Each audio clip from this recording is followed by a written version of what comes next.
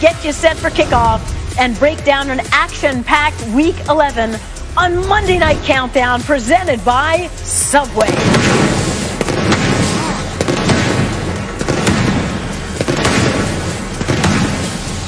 Who wants to be in Tampa in February? Hall of Famer Steve Young, who once wore the creamsicle colors, is a Pirate tonight. Steve, on board the Buccaneers ship. And Steve, we know you probably can't even hear us now, but we wish that we were there with you.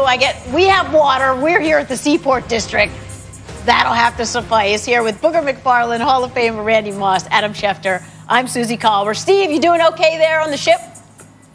We made it. It's, you're at ground zero right here. All right, well, we know Crazy. how big this game is tonight. So start us off here. What's the biggest thing you're looking forward to tonight?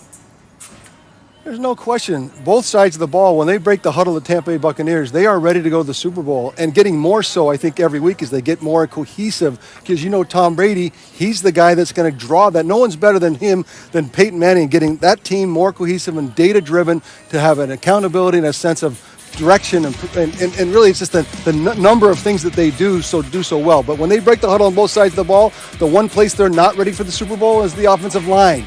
Against the Chicago Bears, those top 5 pass rushers, when they can bring 4, like the Bears, like the Saints, like the Rams, that's why tonight is so pivotal. If you think that they actually can go to the Super Bowl, then you watch those 5 offensive linemen, and can they keep a 43-year-old, Tom's never been fast, Susie, but he's not getting faster.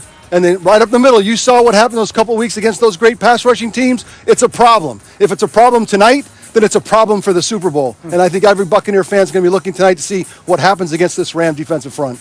With the defensive front coming after this Tampa Bay Bucs offense, you got to be able to use your stars tonight, Book. A star-studded offense tonight going against a star-studded defense. I'm talking about Leonard Floyd, pass rusher, Aaron Donald. Later on, I'm going to tell you about this guy named Waldo Adam Schefter. And there's a young cornerback by the name of Williams that's having a little success as of lately. But when you got Brown, you got Grump, you got Godwin, you got Evans, man, it's a lot of firepower on that offensive side for Tom Brady. Tonight is not to let the offensive line let him down tonight. He needs to let that ball go tonight, Book. We came into this season saying that the Buccaneers would play better mid-season than they did early in the season. Well, guess what? It's mid-season right now. So if not now, when? When are the Buccaneers going to show up and start to play consistently, offensively, defensively? Last time out, Todd Bowles, you got embarrassed, okay, by Sean Payton. Sean Payton embarrassed you in a primetime game. Well, guess who's coming in tonight? One of the better young play callers in this league, Sean McVay. Yes. And if you don't think Sean McVay and this offense will embarrass you, you got another thing coming. So I'm seeing if the Buccaneers can play consistently under the lights tonight. Well, here's what I'm looking at. I know that the winner of this game gets to make a big statement and move ahead in its division and compete for that. But the flip side to this is the loser of this game might come out ahead, because the loser might be more apt to get the wild card. And the wild card is more apt to play at the winner of the NFC East. Would you rather win your division, be it the NFC South or the NFC West, and play the Saints or the Bucs or one of those teams? Would you rather finish as the wild card and travel to Dallas or Philadelphia or Washington? I think you'd rather do that than win the division. However you slice it, both head coaches have told their players this is playoff football tonight. Right, so lots to get to on tonight's game. But Adam, let's start with news around the NFL, and we'll start with bad news, not just for the Bengals, but for the NFL. The #1 overall draft pick is out. And it was worse news than what was expected, Susie. Joe Burrow went down yesterday with what turned out to be a torn ACL, a torn MCL. My understanding is there's damage to his PCL, there's damage to his meniscus. He's going to have reconstructive knee surgery.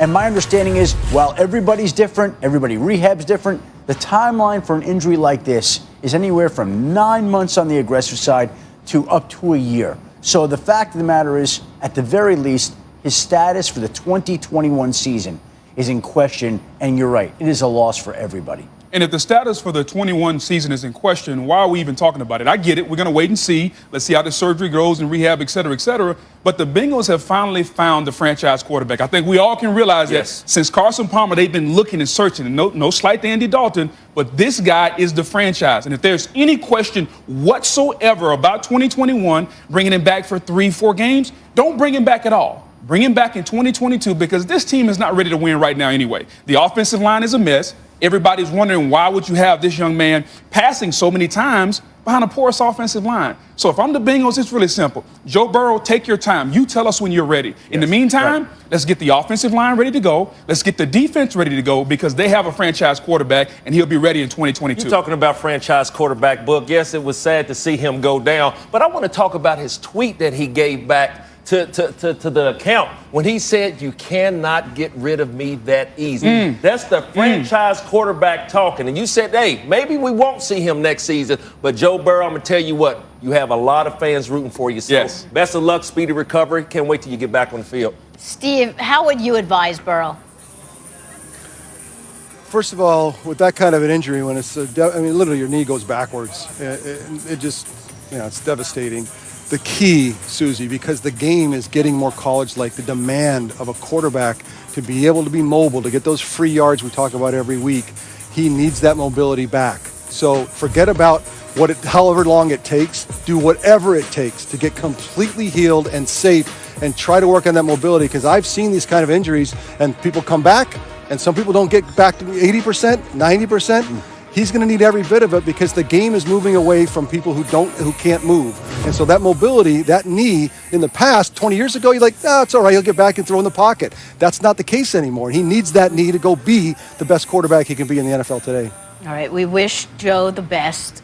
In news related to the AFC North, because it involves the Ravens, fresh off their loss to Tennessee, they've got this really short week. They play the undefeated Steelers on Thursday night. And Adam, let's hit on COVID protocols. They're going to be without their top two running backs. Amazing, right? Mark Ingram tested positive. J.K. Dobbins tested positive.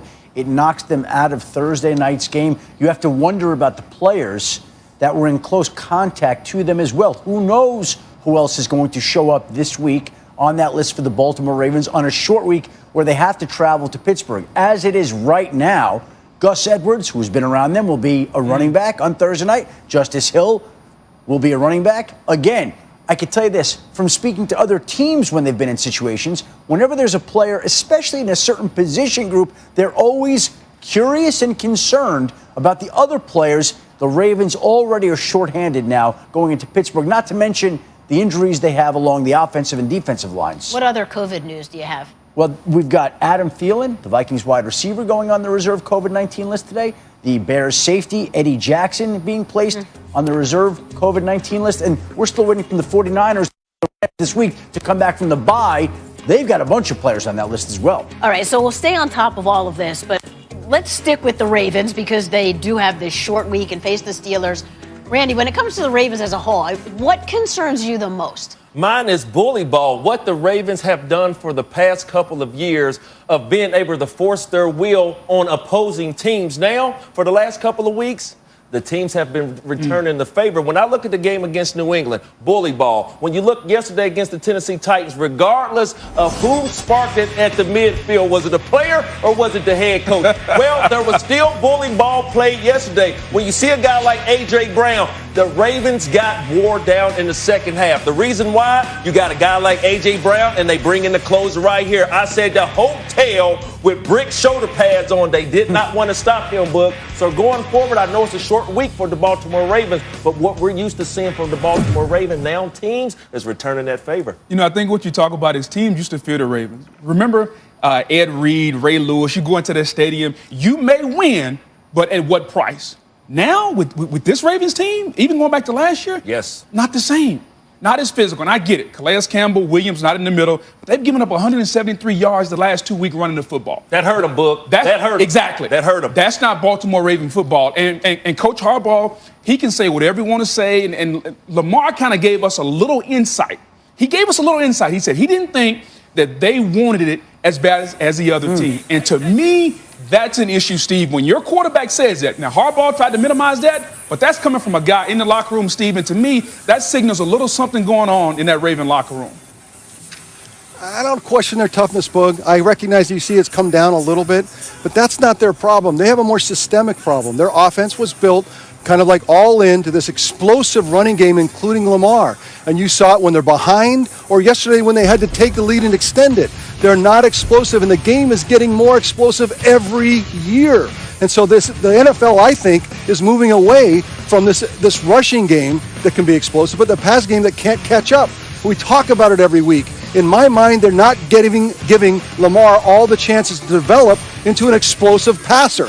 Look at Kyler Murray last week. Look at Patrick Mahomes. Look at these super explosive. Russell Wilson. All have explosive passing games in their pocket to use. And I think if you don't have that, how can you expect to go to the Super Bowl every year? I know that you say the bully ball is down a little bit, but to me, this is a more systemic issue that the game is leaving them and what they did last year.